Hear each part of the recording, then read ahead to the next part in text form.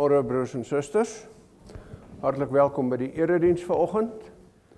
Ons bede is dat die diens vir u almal sal wees tot opbou in die geloof en dat dit sal wees tot die eer van die Here. Soos gebruiklik het ons nou 'n paar oomblikke stilte totdat ons met die erediens begin.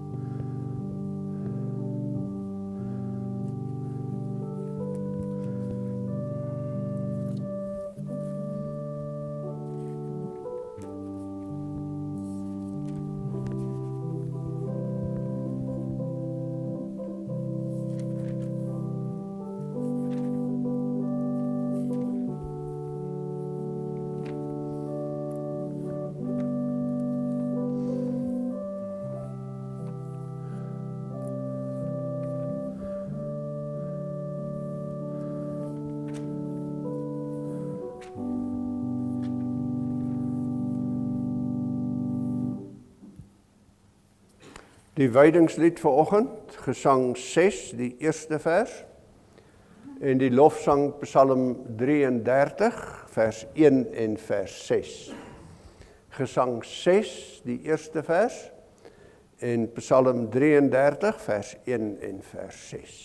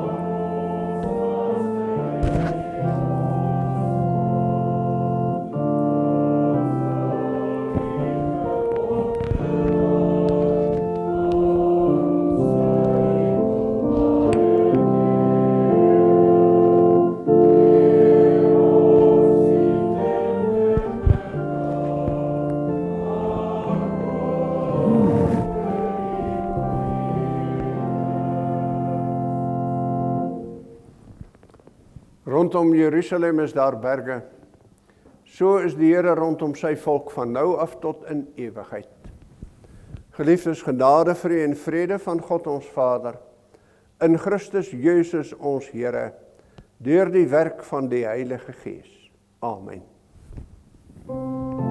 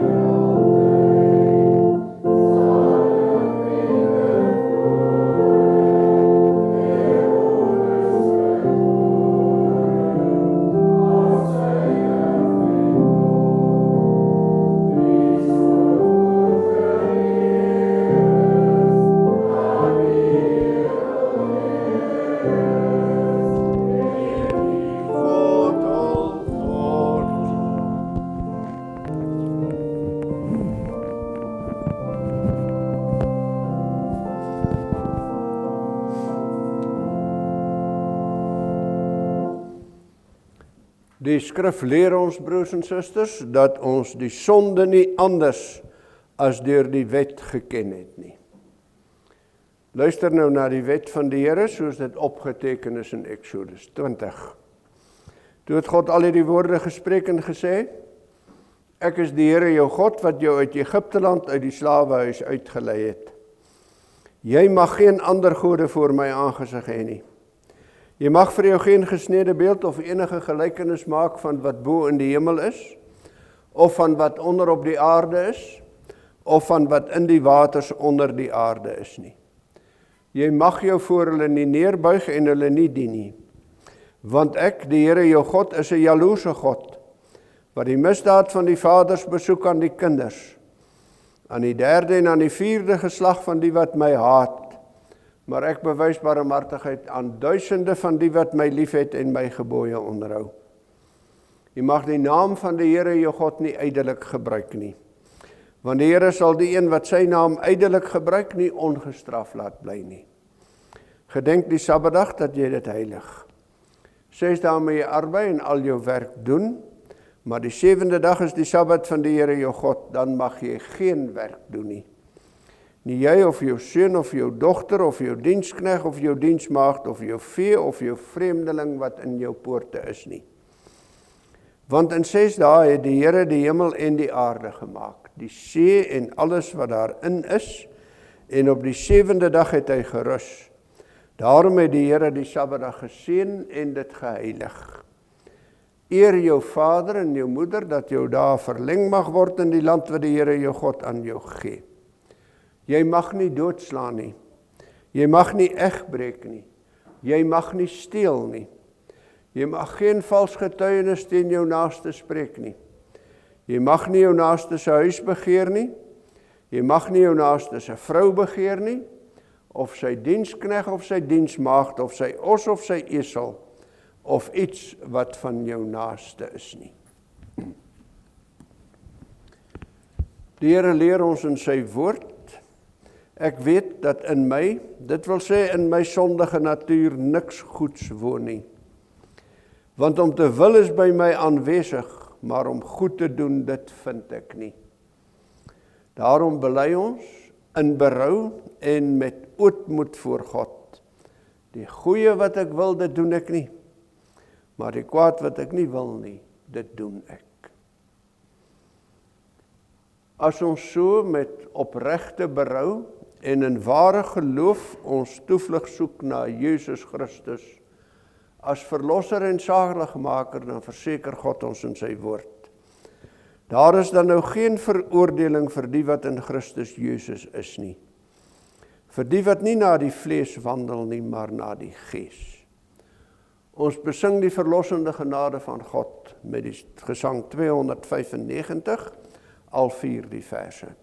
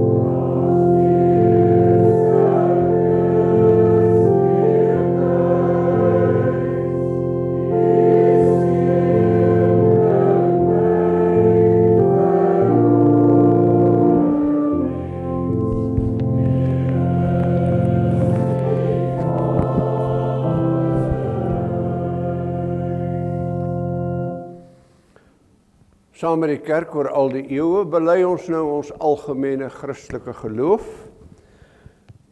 Ek glo in God die Vader, die Almagtige, die Skepper van hemel en aarde. Ek glo in Jesus Christus, sy eniggebore Seun, ons Here, wat ontvang is van die Heilige Gees, gebore uit die maagd Maria, wat gelei het onder Pontius Pilatus, gekruisig, gestorwe en begrawe is, en ter helle neergedaal het, wat op die derde dag weer opgestaan het uit die dode, opgevaar het na die hemel, en sit aan die regterhand van God, die Almagtige Vader, van waar hy sal kom om te oordeel die lewende en die dode. Ek glo in die Heilige Gees. Ek glo aan 'n heilige algemene Christelike kerk, die gemeenskap van die heiliges, die vergewing van sondes, die wederopstanding van die vlees en 'n ewige lewe. Amen. Ons wy nou opnuut ons lewe aan die Here toe, met die sing van Gesang 288, die 5de vers.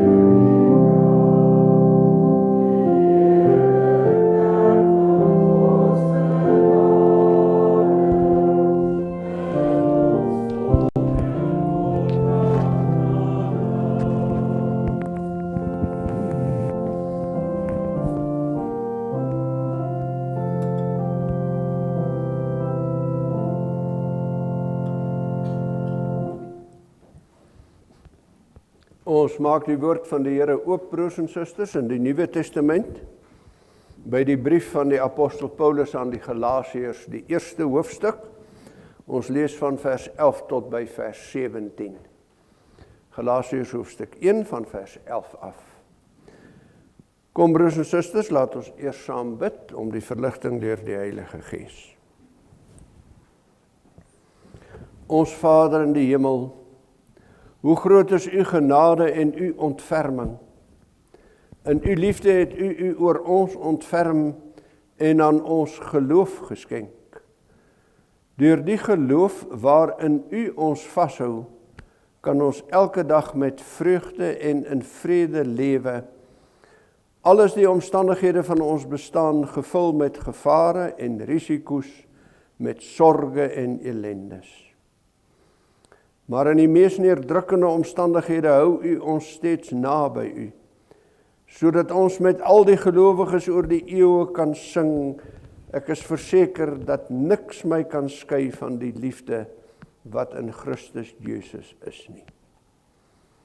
Ons bid, Here, dat u ook nou by ons sal wees en aan ons u genade sal gee deur ons te voed met die brood van die ewige lewe. Vul ons harte met liefde tot u en ons naaste. Maak ons hande fliks in u diens. Maak ons diensbaar in die wêreld. Laat u Gees ons nou verlig dat ons u woord kan hoor en kan glo. Rus ons toe, o Heilige Gees, en werk in ons die wil dat ons kan lewe in u krag tot die eer van die drie-enige God. Dit bid ons in die naam van ons Here Jesus. Amen. Galasiërs hoofstuk 1 van vers 11 af. Maar ek maak julle bekend, broeders, dat die evangelie wat deur my verkondig is, nie na die mens is nie.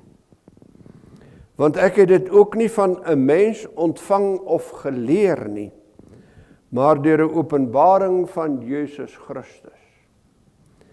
Want julle het gehoor van my lewenswandel vroeër in die Jodendom, dat ek die gemeente van God uitermate vervolg en dit verwoes het, en dat ek in die Jodendom vooruitgegaan het bo baie van my leeftyd onder my stamgenote, terwyl ek veral 'n ywerhaar was vir die oorleweringe van my voorvaders.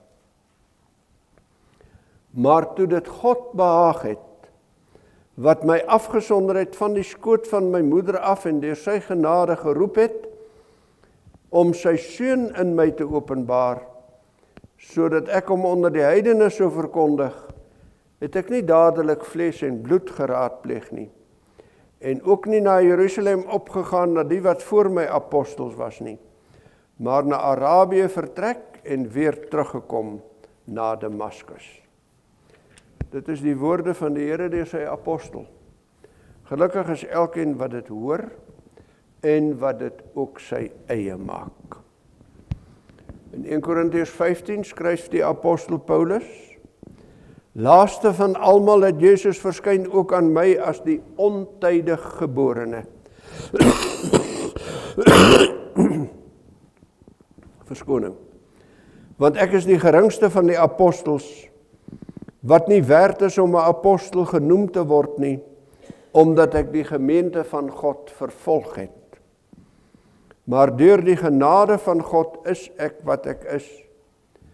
En sy genade aan my was nie te vergeefs nie, maar ek het oorvloediger gearbei as hulle almal. Nogtans nie ek nie, maar die genade van God wat met my is.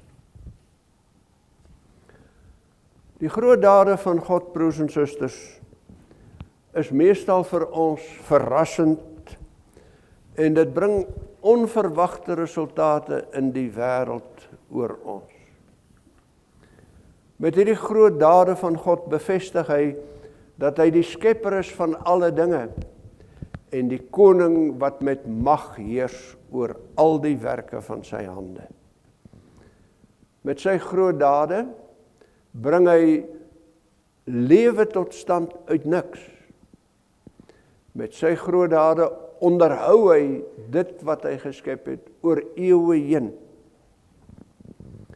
Deur sy groot dade maak hy sy heerskappy bekend, bring hy sy koninkryk.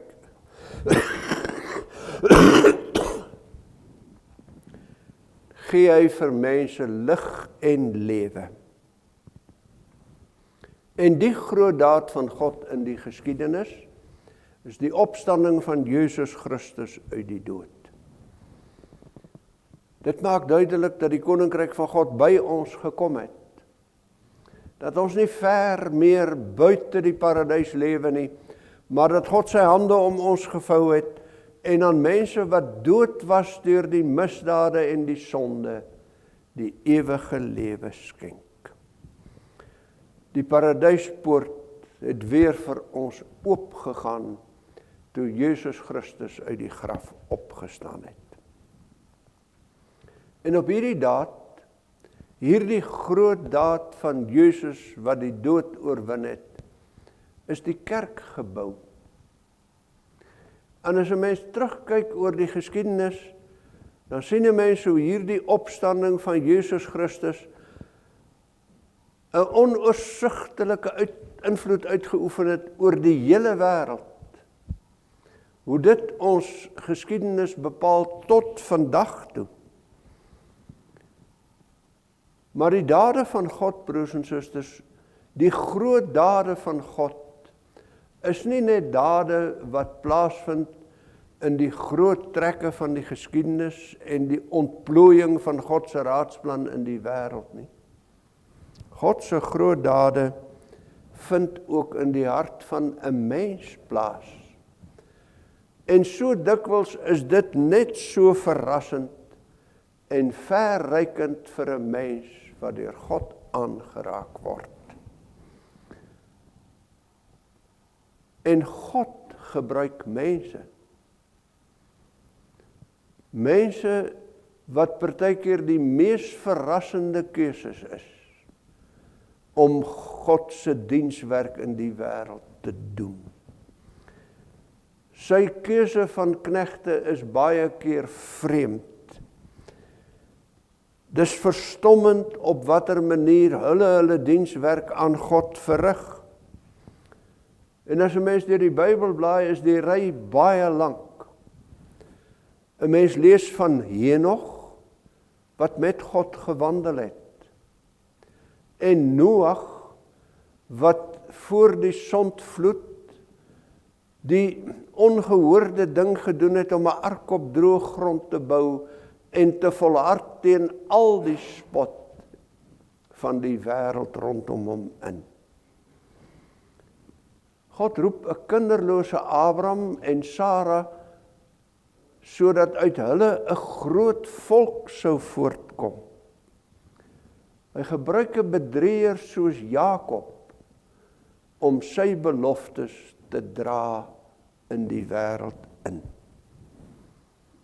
Soos die Hebreërbrief sê, so moet ons ook maar sê, die tyd ontbreek om oor almal te praat. Maar dink maar aan die knegte wat God gebruik het. 'n roekelose mens soos Samson, 'n prostituut soos Rahab, 'n vreemdeling soos Jona, soos Rut, iemand wat hom verset teen God se opdragte soos Jona. Dink maar aan die profete soos Elia en Johannes die Doper, mense wat vreemd is in hulle eie samelewing en op 'n manier leef wat selfs nou nog vir ons verbasend is. En dan is daar die vissermanne wat hy roep, om die koninkryk van God te gaan verkondig in die wêreld. Die vrouens wat hy gebruik om die eerste getuies te wees dat Jesus uit die dood opgestaan het. Vrouens wie se woord geen gewig gedra het in daardie samelewing nie. Die nederigstes, die kleinstes, die gebruik hy. En in hierdie ry van vreemde diensknegte bevind die apostel Paulus hom ook. Hy is die laaste van die apostels aan wie Jesus verskyn het na sy dood. En hy sê van hom dat hy die ontydig geborene is. Inderdaad, broers en susters, ontydig. Die oorspronklike Grieks, die praat, en ons sou dit selfs kon vertaal as 'n miskraam. 'n fetus wat in die wêreld gekom het en nie moes lewe nie, en tog lewe. Want hy word geroep lank na die ander apostels. Die ry van die apostels is eintlik afgesluit. Met die keuse van Matteus is die 12-tal weer volgemaak. En nou kom die Here Jesus en hy roep vir Paulus. Die tyd waarin Jesus aan mense verskyn het, die 40 dae voor sy hemelvaart, is verby. En nou verskyn hy weer aan Paulus. Daarom dat hy sê, hy is die ontydig geborene. Hy is die een wat nie 'n apostel moes wees nie, en tog is hy 'n apostel. En met hierdie ontydige geboorte word die ry van die apostels finaal afgesluit en toegesluit. Na die apostel Paulus is daar nie weer 'n apostel aan wie die Here so verskyn het dat hy 'n getuie kon wees daarvan dat Jesus uit die dood opgestaan het nie. Daar is baie mense wat beweer dat Jesus weer aan hulle verskyn het, dat hulle hom gesien het en herken het. Daar's baie mense in ons tyd wat ook beweer dat hulle apostels is. Maar daar was nie een na die apostel Paulus wat weer so kon sê, saam met al die ander getuies, kan ek opstaan en ek kan in die hof staan en sê, ek het met my eie oë die opgestane Here gesien nie. Maar hy is ook die apostel waarvan hy sê, dat hy nie werd is om 'n apostel te wees nie. Hy is die geringste van die apostels. Hy is die onvanpaste een. Die ander apostels het almal die voorreg gehad, dat hulle saam met Jesus kon lewe, dat hulle saam met hom op aarde kon loop en sy werke kon sien, dat hulle aan sy voete geleer het. Hulle het die voorreg gehad om na sy opstanding 40 dae lank met hom te verkeer en deur hom onderrig te word oor die groot dinge van die koninkryk van God. Hulle is deur die universiteit met Jesus as hulle professor. En hulle was toegerus en bekwaam om nou hierdie evangelie in die wêreld te gaan verkondig. Maar Paulus was dwars deur daardie tyd nog vasgevang in die greep van die Jodendom. Was nog iemand wat gesê het, Jesus is nie die Messias nie. Daar is geen verlossing moontlik behalwe deur die noukeurige nakoming van die wet nie. Hy was 'n ywerraar vir die oorgelewerde gebruike, en daarom 'n venynige teestander van alles wat Jesus geleer het.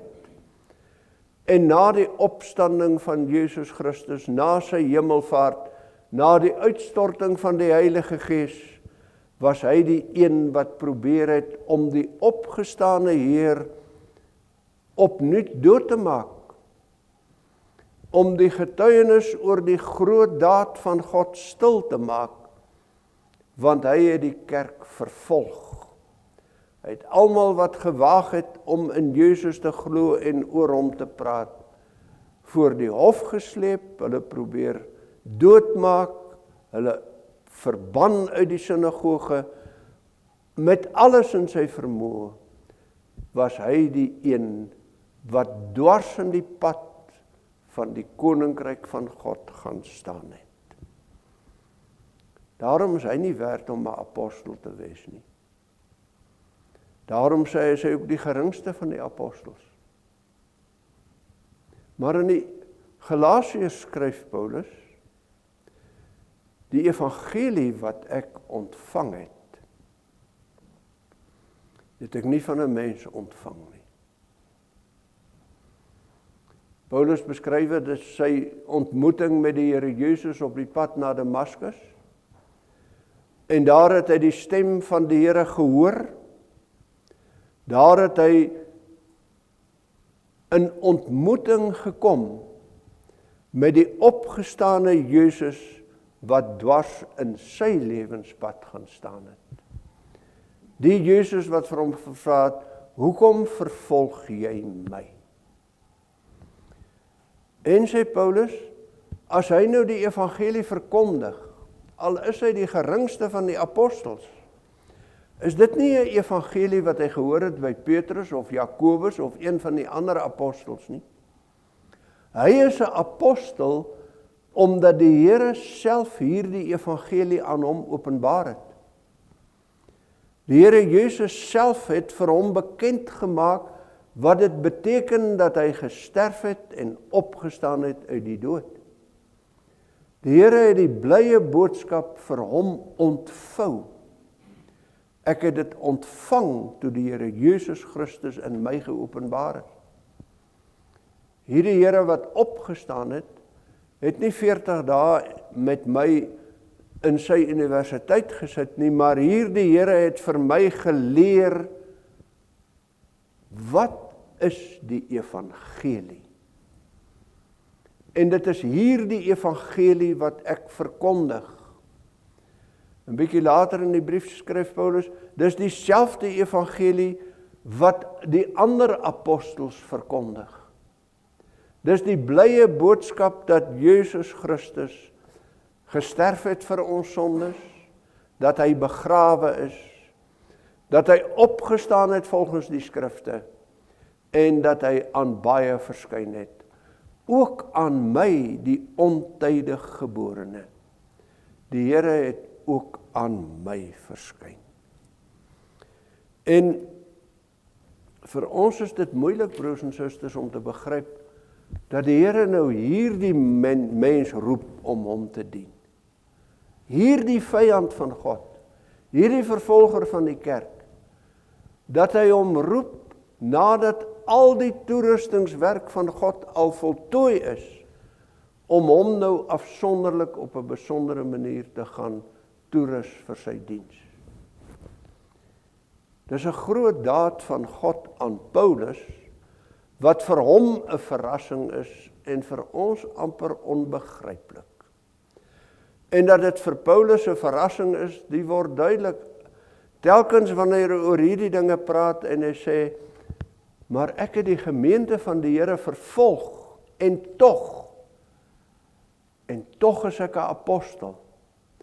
Want wat die Here aan my bewys het, is die onuitspreeklike groot daad van sy genade. Sy onverdiende ontferming oor 'n sondaar. En daarvan kan hy getuig met krag.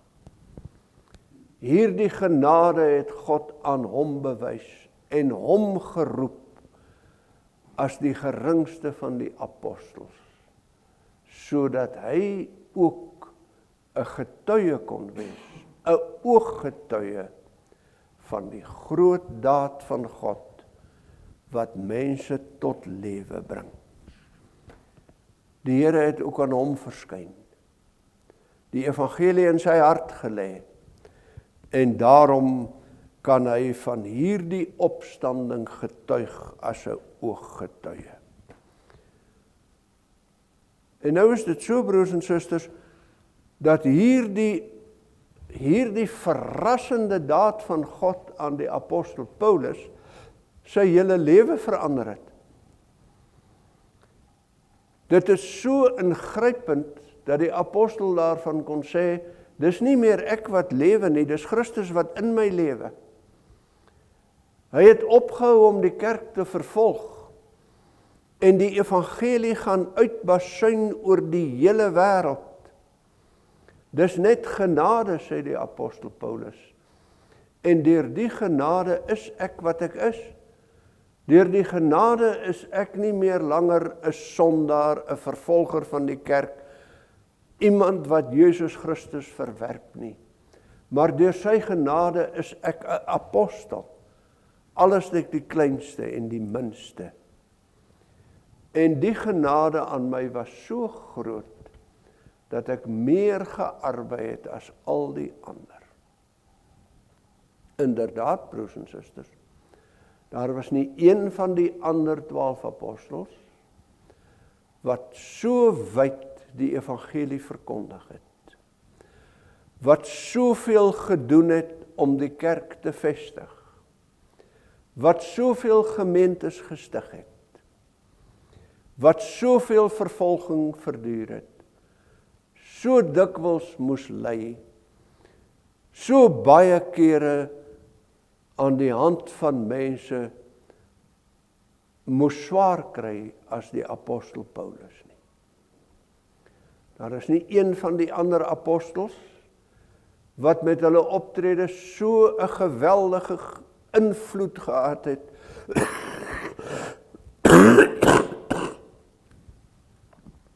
op die vestiging van die kerk en die gang van die geskiedenis as die apostel Paulus nie. Die groot daad van God aan hierdie onverwagte mens, hierdie een van wie ons nooit sou kon dink dat God hom kan gebruik nie, het ons geskiedenis, ons geloof, ons kerk gevorm. Hy is die laaste getuie wat kan sê, ek het die Here Jesus gesien na sy opstanding. En hy is die sterkste getuie wat vir ons sê, kyk, Jesus het waarlik opgestaan uit die dood. Hy is die getuie wat kan sê, kyk na my. En as julle na my kyk, sien dan, Jesus lewe. En hy het my laat lewe. Hy het my gegryp uit die poel van verdoemenis, onder die oordeel van God uit, wat ek in alle terme verdien het. En hy het aan my die lewe gegee. Hy lewe, daarom lewe ek. En nou is hier die laaste getuie, broers en susters, die laaste ooggetuie. Maar nie die laaste geloofsgetuie nie. Want die groot dade van God het nie geëindig by die stigting van die kerk nie. Die groot dade van God loop deur die geskiedenis heen. Tot vandag toe nog kan ons die groot dade van God in die wêreld sien. Dis een van God se groot genadedade, wat daar steeds gemeentes is, dat die evangelie steeds verkondig word, dat mense steeds glo, en dat hierdie geloof nog altyd in ons wêreld die effek het dat dit ruimte maak vir lewe en om God te verheerlik. Ook in ons tyd is daar groot dade van God op grond van die groot daad van die opstanding van Jesus Christus. Maar dis nie net in ons wêreld nie. Hoekom glo u? Wat is dit wat maak dat 'n mens in Jesus Christus glo? As dit nie die groot genadedaad van God is, dat hy aan ons deur die krag van sy Heilige Gees die geloof skenk nie. Die Heilige Gees, die laat die woord in ons ore klink, totdat ons as het ware met ons geloofsoë die Here Jesus Christus kan sien hang aan die kruis. Die Heilige Gees oortuig ons dat hierdie Jesus ons sonde, my sonde op sy skouers geneem het, dat ek dit saam met hom afgesterf het, dat ek nou saam met hom uit die oordeel van God opgestaan het, en nou vir God kan lewe. Is dit nie 'n verstommende daad nie, broers en susters? Want wie is ek en wie is jy, dat God hom oor ons sal ontferm? Ons het dit in ons skuldbelydenis gesê. In ons sondige natuur is daar niks goed nie. Dit kan ons ook in ons lewe sien. Die goeie wat ek wil, dit doen ek nie. Die kwaad wat ek nie wil nie, dit doen ek. En oor hierdie mens, oor hierdie ek en jy wat vasgevang is in die greep van sonde, wat hoort onder die oordeel van God, wat die dood verdien, stort hy sy genade uit, deur die Heilige Gees in ons harte te laat woon, om ons te laat glo. Deur die Heilige Gees kom Jesus Christus na ons toe. En daarom, broers en susters, al is ons nie ooggetuies soos die apostel Paulus nie, is elkeen van ons steeds 'n getuie daarvan, dat Jesus uit die dood opgestaan het. Ook hierdie onwaardige, ook hierdie onwaarskynlike, ook hierdie onverdienstelike mensie uit die stof, hierdie ek word deur Jesus Christus gebruik. In die geloof kom hy na my toe, dat ek hom met die oë van die geloof kan sien. Dat ek in hierdie wêreld kan getuig. Die Here Jesus het opgestaan. Hy lewe.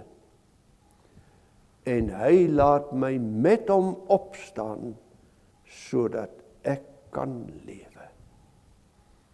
Dit is genade. Ondenkbare groot ontferming. Laat ons bid, broers en susters, dat hierdie genade aan ons nie te vergeefs is nie. Amen. Kom ons dank saam.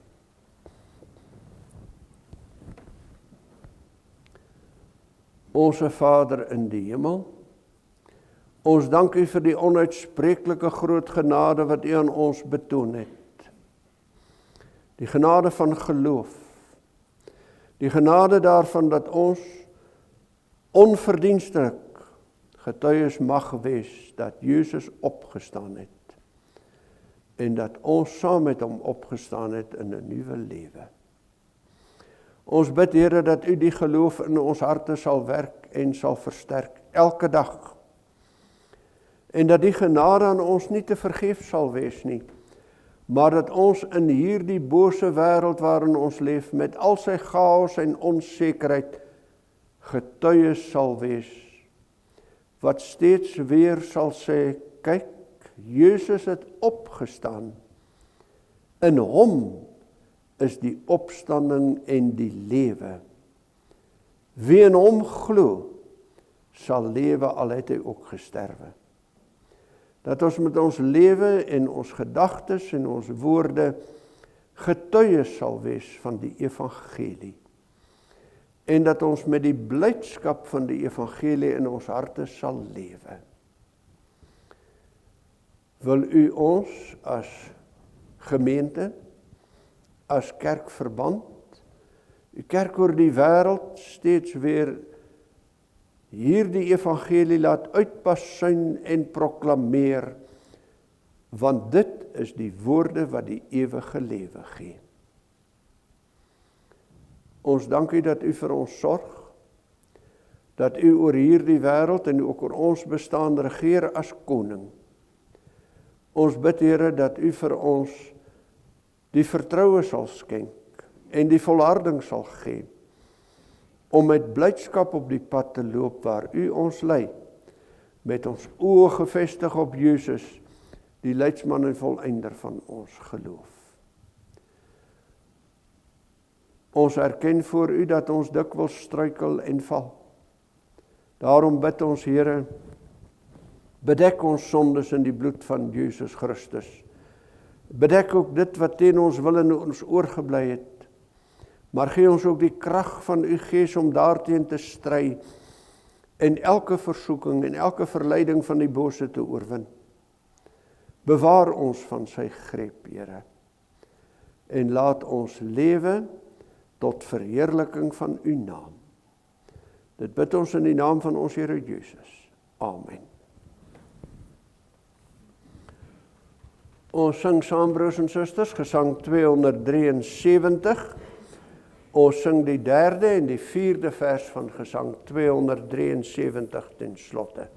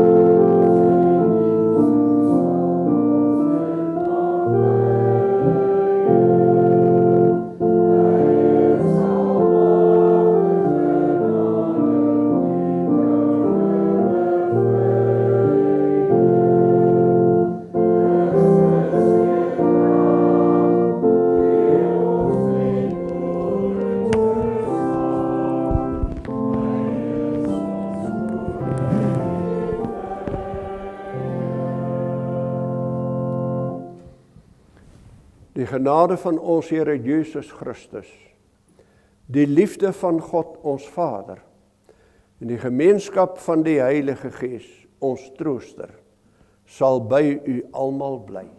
Amen.